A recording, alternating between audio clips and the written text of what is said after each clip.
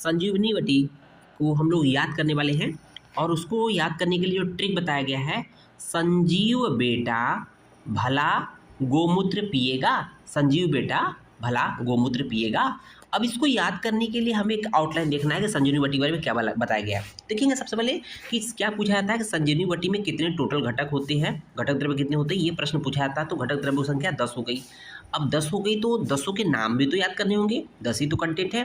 तो देखेंगे यहाँ पर वेरी वेरी इंपॉर्टेंट पॉइंट है कि पूछा जाता है कि इसमें कितने विष द्रव्य होते हैं। तो 2 विष द्रव्य होते हैं, वसना भल्लातक 2 विष द्रव्य हो गए, और एक त्रिफला होता है जिसमें हरित की, विविध की, आम्ल की, टोटल हो गए 5। ठीक है, 5 हो गए। उसके बाद देखेंगे बिना कृष्णा के गुड़ची बचा, बिना कृष्णा के गुड़ची बचा, ये 5 चीज़ें। वी फॉर जाएगा विडंग, ना फॉर जाएगा नागर जिसको हम लोग अदरक भी बोलते हैं, कृष्णा मीन्स हो जाएगा पिपली, और गुड़ची बचा एक कंटेंट है ही। तो बिना कृष्णा के गुड़ची बचा, तो टोटल 10 कंटेंट हो गए। उसको देखेंगे भावना, संजीवनी बटी की भावना द्रव्य क्या होती है, गोमूत्र होती है, गोमूत्र होती है। ठीक है, वटी प्रमाण कितनी होती है, गुंजा प्रमाण की वटी होती है, और अनुपान क्या होता है, आद्रक स्वरस होता है। प्रयोग की बात कर लेते हैं तो अजीड़ और गुल में 1-1 वटी देते हैं, विसूचिका में 2-2 वटी देते हैं, सर्वविष में 3-3 वटी देते हैं, और सन्निपात ज्वर में 4-4 वटी देती है। तो यहाँ पर हम लोगों ने मोटा मोटा देख लिया, इसके कंटेंट देख लिया, इसकी भावना देख लिया, वटी देख लिया, A to Z देख लिया। ठीक है, अब ट्रिक जो हम लोगों ने कहा था कि संजीव बेटा